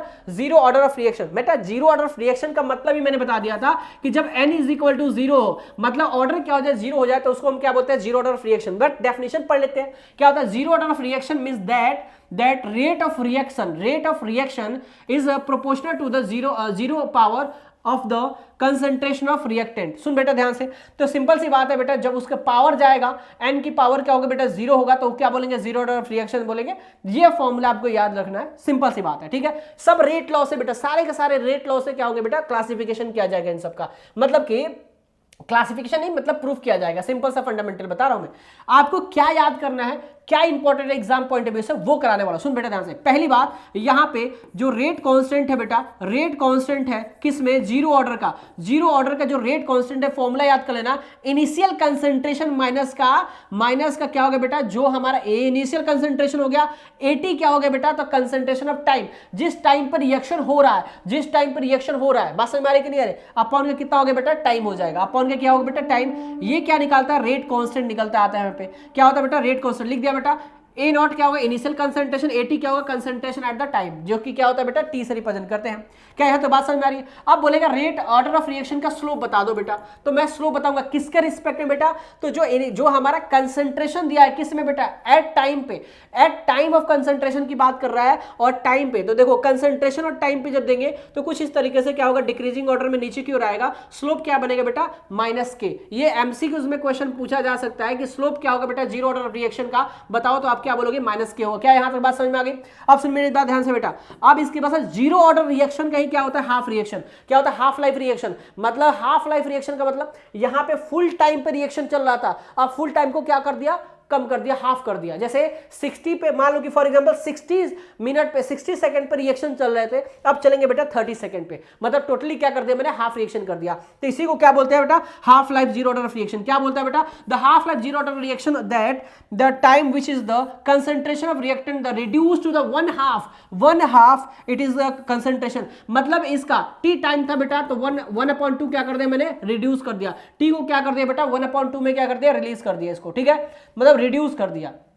तो जो इसका फॉर्मूला बन के आता है बेटा, इंपॉर्टेंट फॉर्मूला याद रखना बेटा, T half is equal to initial concentration upon का 2k, T half is equal to initial concentration upon 2k। देखो ध्यान से, यहां पे आप रेट कांस्टेंट भी निकाल सकते हो, यहां पे आप टाइम हाफ लाइफ टाइम भी निकाल सकते हो। क्या ये बात समझ में आ रही है? तो ये फॉर्मूला याद रखना। आप सुन ध्यान से मेरी बात, जो इनिशियल जो हमारा हाफ लाइफ होता है वो डायरेक्टली प्रोपोर्शनल इनिशियल कंसंट्रेशन का होता है। मतलब इनिशियल कंसंट्रेशन बढ़ेगा तो टी हाफ भी बढ़ेगा, इनिशियल कंसंट्रेशन कम होगा, टी हाफ भी क्या होगा बेटा, कम होगा। सुन मेरी बात ध्यान से, क्योंकि एक दूसरे क्या होते हैं, ये डायरेक्टली प्रोपोर्शनल। देख ध्यान से बेटा, एक दूसरे क्या होंगे बेटा, डायरेक्टली प्रोपोर्शनल होंगे। क्या यहां तक बात समझ में आ गई? चल मेरी बात समझ में आ गई मुझे लग रहा है। क्या ये बात समझ में आ गई बेटा? देख लो, क्लियर हो गया। जीरो ऑर्डर ऑफ रिएक्शन, उसके हाफ रिएक्शन, फॉर्मूला याद कर लो बेटा, formula is very very very important for numericals, ठीक है, बात समझ में आ रही है? इसके बाद से बोल रहा है बेटा first order of reaction. First order reaction का बेटा न्यूमेरिकल्स 100% आएगा। फर्स्ट ऑर्डर ऑफ रिएक्शन के लिए न्यूमेरिकल्स 100% आएगा इस एग्जाम में। लिख के दे रहा हूं मैं, बता रहा हूं मैं, जो परसेंटेज बोल रहा हूं बेटा, अगर एग्जाम में ना आए तो बताना बेटा। सुनो ध्यान से, फर्स्ट ऑर्डर रिएक्शन का मतलब क्या होता है, एन की वैल्यू 1, एन की वैल्यू क्या होता है 1, पढ़ लेना बेटा, ठीक है। सुनो ध्यान से, फॉर्मूला क्या होता है बेटा, k is equal to 2.303 upon T log A minus X. A क्या है बेटा, ए क्या है बेटा, इनिशियल कंसंट्रेशन। ए क्या है बेटा, इनिशियल कंसंट्रेशन। एक्स क्या होता है बेटा, एक तरह से एक्स डिसोसिएट हो रहा है, मतलब कि जब रिएक्शन होगा तो डिसोसिएट होगा कि नहीं होगा, जल्दी बता। रिएक्शन जब होगा तो कंसंट्रेशन कम होता जाएगा, कितना कम हुआ तो ऑटोमेटिक बताएगा। एक चीज याद रखना, इनिशियल कंसंट्रेशन हमेशा क्या होता है बेटा, 100% होता है। मतलब कि हमेशा इनिशियल कंसंट्रेशन क्या होगा बेटा, अपने आप में 100% मान के चलेंगे। इसका न्यूमेरिकल्स में कराऊंगा आपको, बट फॉर्मूला आपको याद रखना है, ठीक है। क्या यहां तक बात समझ आ गई? अगर क्या पूछे फर्स्ट रिएक्शन का स्लोप पूछेगा बेटा, तो आप ग्राफ ये याद कर लेना बेटा, ये ग्राफ दिया है, स्लोप क्या होता है बेटा, तो -k/2.303, ये क्या होता है बेटा, इसका स्लोप होता है, ये याद कर लेना, ठीक है। क्या ये बात समझ में आ रही है? इसके बाद से नेक्स्ट आता है बेटा half life first order reaction. बेटा half life first order reaction बहुत काम की चीज है। होता है क्या है, इसका रिलेशन में आगे चल के बताऊंगा आपको। टी हाफ देता है तो वहां से k की वैल्यू निकाल रहे, यहाँ से k की वैल्यू निकालोगे, यहाँ पुट करोगे तो एक्चुअल टाइम निकल के आएगा। तो क्वेश्चन में आपको बताऊंगा। T half is equal to क्या होता है, 0.693 अपॉन का k, ये इंपॉर्टेंट फॉर्मूला है बेटा। इसका ग्राफ भी क्या होता है बेटा, इंपॉर्टेंट होता है। बात समझ में आ रही है? इसके ग्राफ भी क्या होता है बेटा, इंपॉर्टेंट होते हैं। दोनों क्या होते हैं, कांस्टेंट वे में चलते हैं, ठीक है। आगे बात समझ में, first order reaction T half is independent of the concentration of A. जो टी हाफ होता है बेटा, वो किसी कंसंट्रेशन पे डिपेंड नहीं करता है। क्यों नहीं करता है बेटा? कंसंट्रेशन दिख रहा है क्या यहाँ पे, क्या यहाँ पे इस फॉर्मूले में कंसंट्रेशन दिख रहा है? नहीं दिख रहा है। नहीं दिख रहा है तो टी हाफ कभी कंसंट्रेशन पे डिपेंड नहीं करेगा। जब वो कंसंट्रेशन पे डिपेंड नहीं करेगा तो क्या बनेगा, पूरा स्ट्रेट जाएगा, पूरा इसका क्या जाएगा बेटा, स्ट्रेट जाएगा। क्या यहां तक बात समझ में आ रही है? सुन बेटा ध्यान से, क्या यहां तक बात समझ में आ रही है? फॉर्मूला इंपॉर्टेंट है बेटा, कुछ और करो नहीं करो, फॉर्मूला जरूर याद कर लेना। इसका कोई प्रूफ नहीं आता है बेटा, तो प्रूफ आने की कोई जरूरत नहीं है। इसके बाद से सूडो फर्स्ट ऑर्डर रिएक्शन बेटा, ये भी आपको 2 मार्क्स में क्वेश्चन पूछेगा विद रिएक्शन के साथ बेटा, विद रिएक्शन के साथ पूछेगा, गारंटी में बता रहा हूं मैं। 2 मार्क्स का क्वेश्चन इसके आने वाले हैं, इस बार लिख के लेना, ठीक है। क्या आएगा बेटा, 100%। क्या बोल दिया मैंने, 100%। क्या होता है सूडो फर्स्ट ऑर्डर रिएक्शन? सुन लो ध्यान से बेटा, ये एक बहुत भयानक सपना होता है बेटा, ये बहुत भयानक सपना होता है जो कभी सच नहीं होता है। ये ऐसा कंसर्न दिखाता है सूडो फर्स्ट ऑर्डर रिएक्शन। बोलता है कि बेटा जो तुमने सपना देखा है वो एक्चुअली में सपना ही सपना है, वो कभी आगे पूरा नहीं हो सकता है, ठीक है। इसलिए ड्रीम पे फॉलो करो बेटा, सपने में फॉलो मत किया करो। इसलिए सूडो फर्स्ट ऑर्डर रिएक्शन क्या कर रहा है, सपने को फॉलो करता है, ड्रीम को नहीं करता है, इसलिए फेल होता है। सुनो बेटा ध्यान से, क्या बोला है, those reaction which are not truly of the first order reaction. देखो बेटा ध्यान से, इंपॉर्टेंट पॉइंट है बेटा, काफी इंपॉर्टेंट पॉइंट है, समझो ध्यान से कि those reaction do not truly of the first order reaction under the certain condition, कुछ कंडीशन को फॉलो करते हुए, because the reaction of the first order reaction are called pseudo first order reaction. Sir समझ नहीं आया क्या बोल रहे इसमें, मैं तुमको समझाने की कोशिश करता हूं एक एग्जांपल से बहुत तरीके से सूडो फर्स्ट ऑर्डर रिएक्शन को समझ में आ जाएगा, ठीक है। क्या होता है एग्जांपल में, सुनो बेटा ध्यान से। देखो होता क्या है यहाँ पे कि हमारे पास एक रिएक्शन दे रहा है, क्या है, एस्टर दिया हो बेटा। एस्टर को हम हाइड्रोलिसिस करते हैं बेटा, तो क्या होता है बेटा, क्या किस में टूटता है, कार्बोक्सिलिक एसिड में और इथेनॉल में टूटता है, मतलब इथेनॉल बोल रहा हूं मैं, हाँ इथेनॉल में टूटता है। क्या ये बात समझ में आ रही है?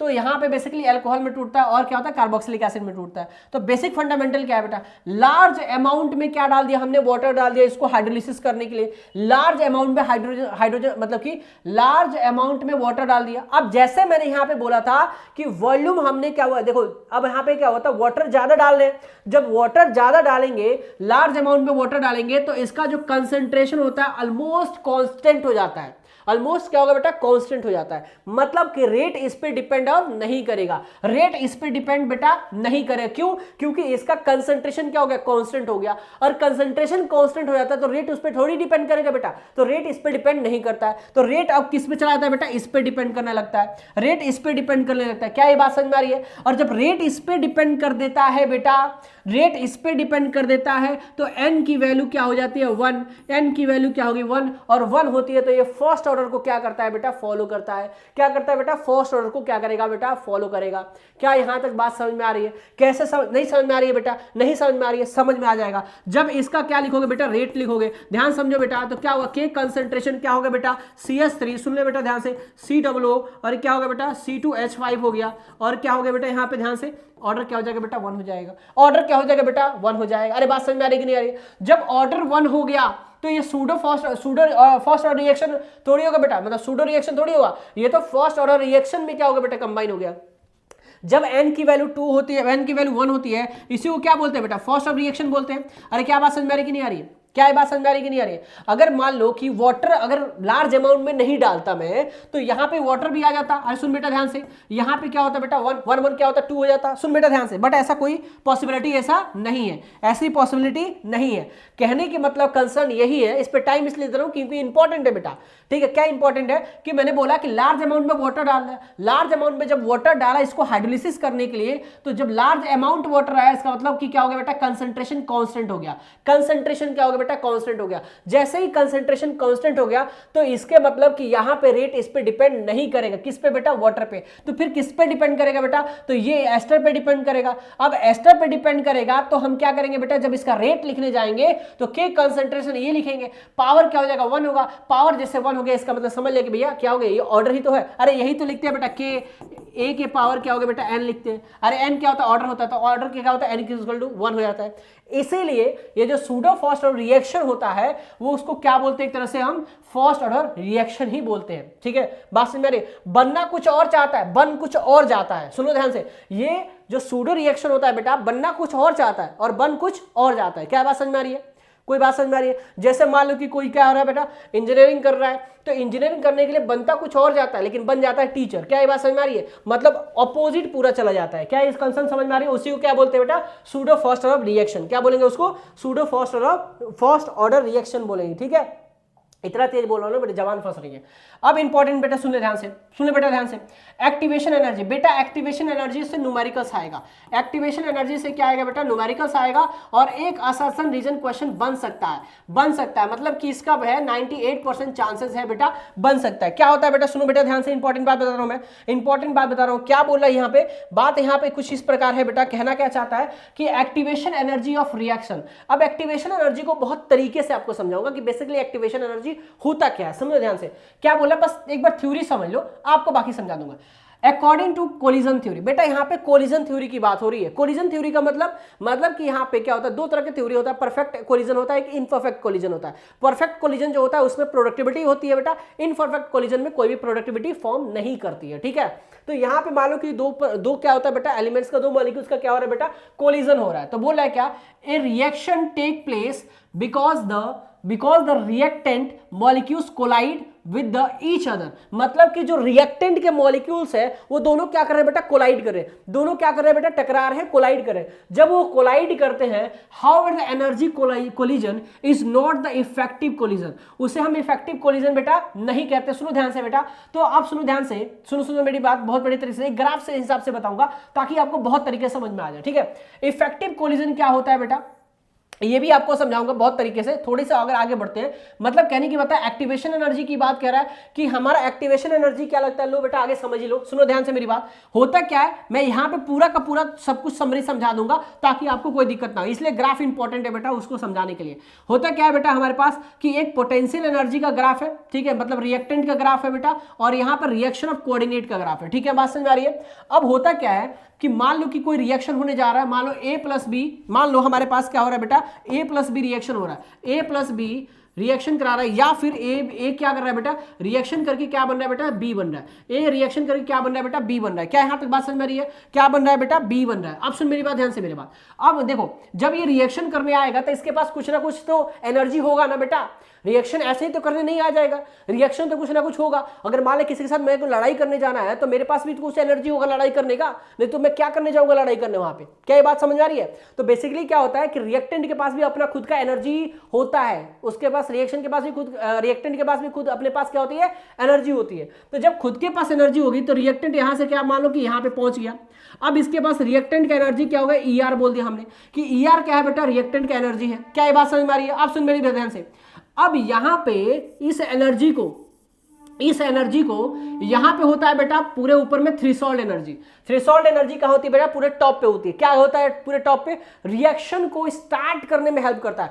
वो मिनिमम एनर्जी जो होती है जो रिएक्शन को स्टार्ट दे, उसको क्या बोलते हैं बेटा, थ्रेशोल्ड एनर्जी बोलते हैं। जो रिएक्शन को स्टार्ट कराएगा वही क्या होगा, थ्रेशोल्ड एनर्जी। जो मिनिमम एनर्जी रिक्वायरमेंट होगी किसी रिएक्शन को स्टार्ट करने के लिए, ठीक है, उसी को क्या बोलते हैं, थ्रेशोल्ड एनर्जी। अब सुन बेटा ध्यान से, इस थ्रेशोल्ड एनर्जी तक इस रिएक्टेंट को एनर्जी को थ्रेशोल्ड तक पहुंचाने के लिए जो एनर्जी का यूज किया जाता है उसी को बोलते हैं बेटा एक्टिवेशन एनर्जी। उसी को क्या बोलते हैं बेटा, एक्टिवेशन एनर्जी। क्या ये बात समझ में आ रही है। मतलब कि रिएक्शन कराने के लिए कि भाई तुम चलो वहां तक, थ्रेशोल्ड एनर्जी के पास मैं पहुंचा रहा हूं आपको। कहां पहुंचा रहा हूं बेटा, थ्रेशोल्ड एनर्जी के पास पहुंचा रहा हूं। तो ये जो पहुंचाएगा, ये जो क्या होगा बेटा, ये जो इलेक्ट्रॉन बोला हुआ है, ये जो कंपाउंड को ऊपर पहुंचाएगा रिएक्शन करने के लिए, रिएक्टेंट को पहुंचाएगा ऊपर में, तो उसी को क्या बोलते हैं बेटा, एक्टिवेशन एनर्जी बोलते हैं। अब सुन मेरी ध्यान से। अब जैसे ही ये क्या हो गया बेटा, ये जो रिएक्टेंट है यहां पे पहुंचा, अब थ्रेशोल्ड एनर्जी क्या करेगा बेटा, उसको स्टार्ट देगा कि भाई जा अब तू रिएक्शन कर, जा तू कोलिजन कर, जाके तू रिएक्शन कर। अब इस पॉइंट पे क्या होगा बेटा, रिएक्शन होना स्टार्ट होगा। रिएक्शन होगा तो प्रोडक्टिविटी क्या होगी बेटा, बढ़ती जाएगी, प्रोडक्टिविटी होना स्टार्ट होगा। मतलब कि यहां से रिएक्शन होना स्टार्ट होगा, प्रोडक्टिविटी धीरे धीरे क्या होगी बेटा, ये प्रोडक्ट का एनर्जी लेवल, भाई एनर्जी लेवल डायग्राम है बेटा, ये प्रोडक्ट डिक्रीज नहीं हो रहा है, एनर्जी लेवल डायग्राम है। मतलब कि यहां पे जब रिएक्शन होगा तो कोलिजन होगा बेटा, कोलिजन होगा तो क्या होगा बेटा, यहां पे सुन बेटा ध्यान से। तो बेसिकली क्या होता है बेटा, एक्सोथर्मिक रिएक्शन होगा। जब कोलिजन होगा बेटा तो एनर्जी क्या होगा बेटा, हीट बाहर आएगा। एनर्जी क्या होगा बेटा, बाहर आएगा। जब एनर्जी बाहर आएगा तो उसको क्या बोलेंगे बेटा, एक्सोथर्मिक रिएक्शन। तो यहां से एनर्जी का रिएक्टेंट ऊपर लेके गए, कौन लेके गया बेटा, एक्टिवेशन एनर्जी लेके गया। कहां पे, थ्रेशोल्ड के पास लेके गया। थ्रेशोल्ड बोल रहा है कि मैं अब तेरे को एनर्जी देता हूं, बेटा, अब तू रिएक्शन स्टार्ट कर। अब ये रिएक्शन स्टार्ट करने जा रहा है, जब ये रिएक्शन स्टार्ट करवाएगा तो उसके बीच में क्या होगा, पार्टिकल्स के बीच में कोलिजन होगा। जब ये कोलिजन पार्टिकल्स के बीच में होगा तो वहां पे क्या होगा, एक्सोथर्मिक रिएक्शन होगा। एक्सोथर्मिक रिएक्शन के लिए जो डेल्टा होता है बेटा वो क्या होता है, नेगेटिव होता है। एक्सोथर्मिक के लिए डेल्टा क्या होता है, नेगेटिव होता है। और एक और इंपॉर्टेंट बात, जब यहां पे कोलिजन होगा बेटा इस पॉइंट पे, तो यहां पे क्या होगा बेटा, रिएक्टेंट ट्रांसमिशन होगा। मतलब कि यहां पे क्या होगा, ट्रांजिशन होगा। यहां पे बेसिकली ट्रांसमिशन नहीं होगा, ट्रांजिशन होगा। तो बेसिकली क्या होगा बेटा, रिएक्टेंट से प्रोडक्ट में ट्रांजिशन होना स्टार्ट होगा। रिएक्टेंट से प्रोडक्ट में क्या होगा बेटा, ट्रांजिशन होना स्टार्ट होगा। जब ये प्रोडक्ट में ट्रांजिशन स्टार्ट होना होगा तो प्रोडक्टिविटी का जो एनर्जी होगा वो क्या होता जाएगा, ऑटोमेटिक कम होता जाएगा। एनर्जी क्या होगा बेटा, ऑटोमेटिक कम हो जाएगा। बात समझ में आ रही है। एनर्जी क्यों कम होगा बेटा, क्योंकि वो स्टेबल होते जाएगा, प्रोडक्ट बनेगा और क्या होते जाएगा बेटा, स्टेबल हो जाएगा। अगर किसी चीज को स्टेबिलिटी चाहिए बेटा, याद रखना, अगर किसी चीज को स्टेबिलिटी चाहिए, किसी सब्सटेंस को स्टेबिलिटी चाहिए, तो उसका जो पोटेंशियल एनर्जी होगा उसको क्या होना चाहिए बेटा, कम होना पड़ेगा। पोटेंशियल एनर्जी मतलब एनर्जी क्या होना पड़ेगा बेटा, कम होना पड़ेगा, तभी वो क्या होगा बेटा, ज्यादा स्टेबल होगा। क्या ये बात समझ में आ रही है। तो यही हमारा क्या होता है बेटा, एक्टिवेशन एनर्जी होता है। एक्टिवेशन एनर्जी एक्टिवेट करता है, क्या करता है, एक्टिवेट, मोटिवेट करता है कि अरे चल चल चल चल मैं तेरे को लेके चलता हूं, मैं रिएक्शन कराने के लिए, चल लेके चलता हूं। जब लेके गया तो वहां तक तो पहुंचाया, अब वहां के बाद कह रहा है कि बेटा मेरा काम नहीं है बेटा। तो कह रहा है क्या, अच्छा तेरा काम नहीं है, तो एक आदमी और मिला जिसका नाम क्या है, थ्रेशोल्ड है। उसने बोला कि अरे मैं तेरे को सपोर्ट कर रहा हूं, मैं तेरे को आगे बढ़ा रहा हूं। अब क्या करेगा, ये अपना एनर्जी इसको प्रोवाइड करेगा, इसको ट्रेनिंग देगा बढ़िया तरीके से। जब इसको ट्रेनिंग दिया, अब ये कहेगा बेटा कि अब इसके बीच में पूरा क्या होगा, मोटिवेशन मिलेगा। तो अब ये तुरंत क्या बनाएगा बेटा, प्रोडक्टिविटी बनाना शुरू करेगा। क्या ये बात समझ में आ रही है, जल्दी बता। तो इसी को क्या बोलते हैं बेटा, थ्रेशोल्ड एनर्जी बोलेंगे। जो मिनिमम स्टार्ट देगा रिएक्शन करने के लिए, तो क्या बोलेंगे, थ्रेशोल्ड एनर्जी देंगे। एक्टिवेशन एनर्जी क्या होता है भैया, रिएक्शन को मोटिवेट करता है, ठीक है, रिएक्टेंट को क्या करता है बेटा, मोटिवेट करके ऊपर पहुंचाने का काम करता है। क्या यहां तक कंसेप्ट समझ में आया? अब सुन बेटा ध्यान से, थ्रेशोल्ड एनर्जी का जो फॉर्मूला होता है क्या होता है बेटा, एक्टिवेशन एनर्जी प्लस का ईआर क्या है बेटा, रिएक्टेंट का एनर्जी। क्या ये बात समझ में आ रही है? देख मैं बहुत फास्ट करा रहा हूं बेटा, बहुत फास्ट करा रहा हूं मैं। अगर मैं स्लो कराने पे आया तो बेटा ऐसे ऐसे कॉन्सेप्ट समझाऊंगा कि दिमाग हिल जाएगा तेरा। क्या ये बात समझ में आ गई? आप सुन बेटा ध्यान से, थ्रेशोल्ड एनर्जी समझ में आ गया, the minimum energy which is the colliding molecules must have the in order that the collision between the may effective collision. देख सिंपल सी बात है बेटा, इफेक्टिव कोलिजन जब होगा तो प्रोडक्टिविटी बनना शुरू होगा। इफेक्टिव कोलिजन होगा तो क्या होगा बेटा, प्रोडक्टिविटी बनना शुरू होगा। भैया एक्टिवेशन एनर्जी क्या कह रहा है कि भैया मैं कोलिजन नहीं करवाऊंगा बेटा, मैं कोलिजन नहीं करवा सकता। बात समझ आ रही कि नहीं है, मैं कोई इफेक्टिव कोलिजन नहीं करवा सकता, लेकिन थ्रेशोल्ड एनर्जी बोलता है कि मैं करवाऊंगा इफेक्टिव कोलिजन। और जब भी इफेक्टिव कोलिजन होता है तो प्रोडक्टिविटी क्या होती है बेटा, बनती है। तो जो वो मिनिमम एनर्जी रिक्वायरमेंट होती है किसी भी रिएक्टेंट को प्रोडक्ट बनने में, तो वो जो एनर्जी होती है उसी को क्या बोलते हैं बेटा, थ्रेशोल्ड एनर्जी बोलते हैं। क्या ये बात समझ में आ रही है? एक्टिवेशन एनर्जी समझ में आ गई बेटा, एक्टिवेशन एनर्जी समझ में आ रही है। एक्टिवेशन एनर्जी क्या बोले, the minimum energy extra amount of the energy absorbed by this reactant molecule so that this because the threshold value of called the activation energy। क्या बोला बेटा, ध्यान समझ, बोला है क्या बेटा, मैं वो ऐसा मिनिमम एक क्या बोलूंगा बेटा, एनर्जी प्रोवाइड करूंगा, किससे बेटा, रिएक्टेंट को, ताकि वो थ्रेशोल्ड के पास क्या पड़े, पहुंच पाए। यहां पे भैया, यहां रिएक्टेंट है, यहां पे क्या है बेटा, थ्रेशोल्ड है। यहां तक पहुंचाने के लिए क्या चाहिए बेटा, एक्टिवेशन एनर्जी चाहिए। क्या चाहिए यहां तक बेटा, एक्टिवेशन एनर्जी चाहिए। बात समझ आ रही कि नहीं आ रही है? तो वो जो activation energy, minimum energy requirement देता है, उसी को क्या बोलते हैं बेटा, एक्टिवेशन एनर्जी बोलते हैं। क्या ये बात समझ में आई बेटा, जल्दी बता। तो ये इंपॉर्टेंट है बेटा, इसे याद कर लेना बढ़िया तरीके से, ठीक है। अब इस ध्यान से मेरी बात, affect the temperature of the reaction rate, ठीक है, बात समझ में आ रही है? इसी को क्या बोलते हैं बेटा, आर्हेनियस इक्वेशन बोलेंगे, आगे चल के आपको समझाएंगे। क्या बोल रहे हैं, सुन लो बेटा ध्यान से, इंपॉर्टेंट, पूरे इंपॉर्टेंट पॉइंट है बेटा, ठीक है, इंपॉर्टेंट पॉइंट है पूरे के पूरे। समझ मेरी बात ध्यान से, क्या कहना चाहता हूं मैं इसमें, कहना ये चाहता हूं बेटा, ध्यान से सुन बेटा। बोल रहा है क्या, effect the temperature on this rate of reaction. Temperature rate of reaction पे क्या इफेक्ट डाल सकता है, सुन बेटा ध्यान से। बोल रहा है the rate of reaction increases the rise the temperature. अगर टेम्परेचर तुम बढ़ाओगे तो आपको पता ही है, अभी पता था कि टेम्परेचर बढ़ाओगे रेट ऑफ रिएक्शन क्या होगा, इंक्रीज होगा। ये बात बोल रहा है कि भैया टेम्परेचर रेट ऑफ रिएक्शन पे क्या इफेक्ट डाल सकता है।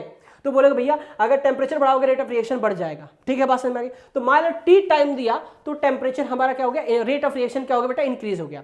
मतलब टी टाइम नहीं, टी टेम्परेचर दिया तो क्या हो गया बेटा, रेट हमारा ऑटोमेटिक इंक्रीज हो गया, ठीक है। Found that this most of this cases, ठीक है, मतलब मोस्ट ऑफ द केसेस में ये देखा गया कि मान लो कोई रिएक्शन हमारा ए और क्या बना रहा है बेटा, बी बना रहा है, तो इस रिएक्शन में मैंने टी टेम्परेचर दे दिया, टी केल्विन टेम्परेचर दिया, तो ये रेट ऑफ रिएक्शन इसका फास्ट हो गया। रेट ऑफ रिएक्शन क्या हो गया बेटा, इसका फास्ट हो गया। क्या है बस समझ में आ रही है? अब सुन बेटे ध्यान से, फिर से important point, the rise of the 10 kelvin in the temperature, मतलब कि टी टेम्परेचर था उसमें 10 केल्विन टेम्परेचर और मैंने इसमें बढ़ा दिया, तो ये देखा गया बेटा कि जो रेट था, जो क्या था बेटा, रेट था वो डबल हो गया। रेट क्या था बेटा, डबल हो गया। और कुछ केसेस में तो रेट ट्रिपल भी हो गया बेटा, कुछ केसेस में रेट क्या हो गया बेटा, ट्रिपल भी हो गया। सुन बेटा ध्यान से, rate rise 10 kelvin temperature, the double and the some cases the triple of the rate of reaction.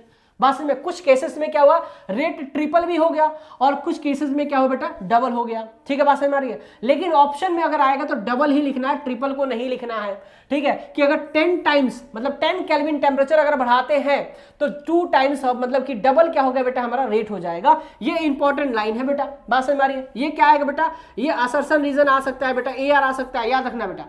फिर क्या बोले यहाँ पे, the increasing in the rate of reaction, अगर रेट ऑफ रिएक्शन इंक्रीज करेंगे तो राइज द टेम्परेचर। अरे बात वही बोल रहा है बेटा जो मैंने बोला था, टेम्परेचर इंक्रीज करोगे तो रेट ऑफ रिएक्शन इंक्रीज हो जाएगा, सिंपल फंडामेंटल है, ठीक है। इसके बाद से क्या बोला है बेटा, सुन बेटा ध्यान से, इंपॉर्टेंट बात क्या बोला मतलब यहां बोला increasing the rate of reaction with the rise on the temperature, उसका ग्राफ पढ़ने वाले हैं बेटा। क्या पढ़ने वाले हैं, उसका ग्राफ पढ़ने वाले हैं। सुन, all the molecules of the reactants do not possess that the same energy, मतलब ऐसा नहीं है कि हर मॉलिक्यूल्स को रिएक्टेंट में क्या करते बेटा, सेम एनर्जी क्या करे इसमें दें।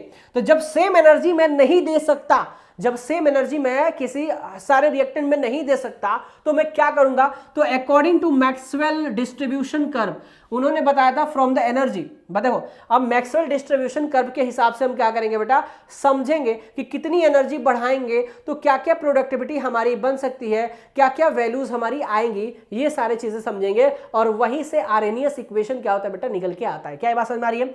अब बोला है क्या कि मान लो कि हमने क्या कर दिया बेटा, सुन ध्यान से बेटा, the energies of the reactant molecules are the plotted against the corresponding fraction molecules ले रहे हैं बेटा। कौन सा मॉलिक्यूल्स ले रहे हैं बेटा, फ्रैक्शन मॉलिक्यूल्स ले रहे हैं। चेंज इन मॉलिक्यूल्स अपॉन का मॉलिक्यूल्स, क्या ये बात समझ में आ रही है?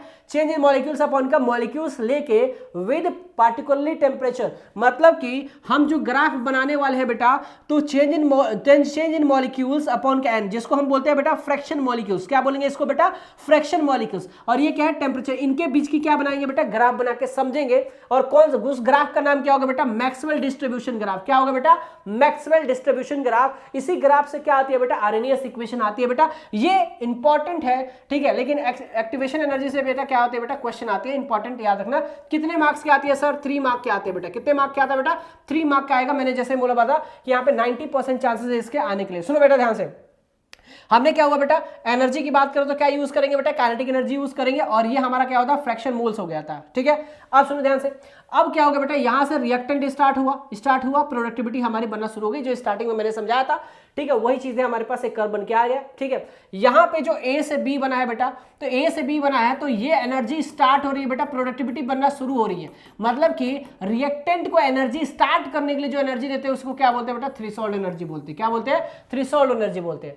अब क्या हुआ, मैंने टी टाइम पे, सुन बेटा ध्यान से, टी टेम्परेचर पे देखा कि भैया इस तरीके से हमारा रिएक्शन बना, ए टू बी बना। ये रिएक्शन का क्या बेटा, प्रोडक्ट है। ये रिएक्शन का क्या है बेटा, प्रोडक्ट है। कौन सा, ए से बी क्या है बेटा, ये क्या है बेटा, प्रोडक्ट है। सुन बेटा ध्यान से, क्या है बेटा, प्रोडक्ट है। क्या यहां तक मेरी बात समझ में आ गई? अब क्या किया बेटा, इसी रिएक्शन में मैंने क्या कर दिया बेटा, इसमें टी टेम्परेचर था 10 केल्विन टेम्परेचर और ऐड कर दिया।